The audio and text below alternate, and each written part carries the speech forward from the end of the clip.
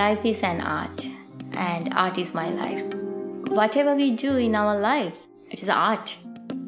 During my university time, while I was doing my graphic designing, I secretly started loving paintings. I really wanted to continue oil painting, watercolor paintings, which I did throughout my childhood. So I never stopped painting, and I never stopped graphic designing or photography. So when you were growing up as kids, I remember my elder brother Ravi and Nisansala. They were both quite preoccupied with art, whether doing a painting or sketching something. That's what their interests were, while we wanted to go out and play cricket or whatnot. So my first time when I remember recollection of noticing their interest in art was them not joining us to play. I believe my parents realized the complementary aspect of her passion, because our father was into printing, and that requires a lot of creative thinking also. So he was thinking his big vision where his kids go into these various fields to support that industry and business. As a childhood artist, I pay attention more towards designing. So there I got to study our traditional designs. And our culture is holding hands with nature. Therefore, I tend to dig into that as well.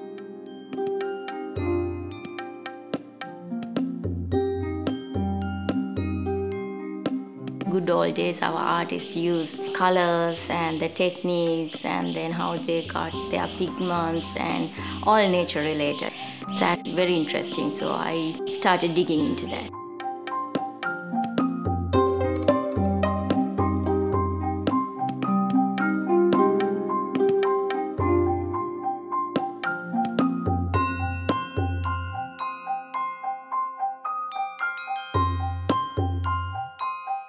My inspiration comes in the nature.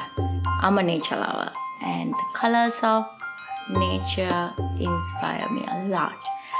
Not only the colors, it could be the sound, or the rain, or the birds, or the heat, or the cold, or etc. etc.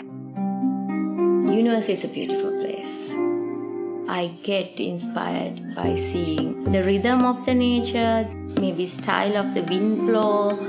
That's where I would say 99% my inspiration. I remember she was mixing her art and the photography, so I started to really notice, appreciate, and pay a lot of interest in her work at that time. Originality is a very difficult thing to achieve. She has a great deal of color harmony. I think that, the work looks effortless in many ways, but if you really look at the color, you can tell that she is something of a perfectionist when it comes to picking exactly the right shade. So I think what's particularly lovely about it is that a great deal of effort goes into it, and yet the final product, the color, makes it look completely effortless. When you're looking at it, you don't feel like anything is out of place. So I think a great deal of that effortlessness comes from her eye for color. And sometimes I think the view can be just color, and yet within the color there is depth because of the way she creates a sort of tunnel effect with the color. So you can feel like you can walk into the painting.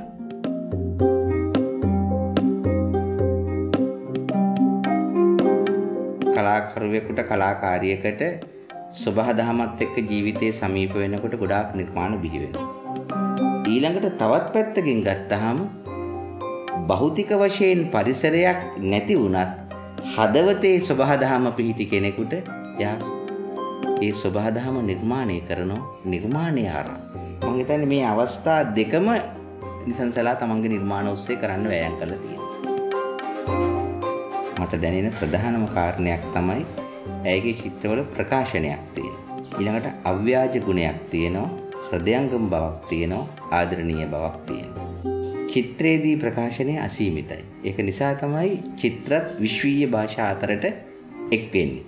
එතකොට ඒක තේරුම් ගත්ත කලාකාරියක් හැටියට ඇය වෑයම් කරනවා Tamanගේ මාධ්‍ය හසුරවමින් ඒ ප්‍රකාශනය කරන්න.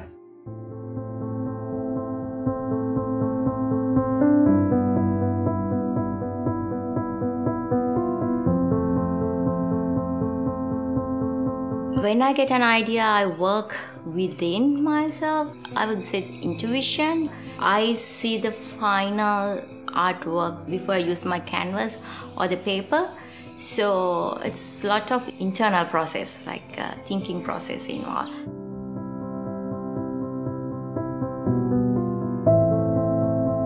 I believe one has to have a balanced mindset to produce good artwork. That tranquility connects to my work there. Our society is full of negative influences, and even if we see a newspaper or media, like wherever, it's a lot of unhealthy stuff. I don't want to add into that. So I like to show from my art the positivity and the positive energy. So if one can see or if one can feel the harmony or serenity by seeing or by engaging with my paintings or my artwork, I think then I'm successful.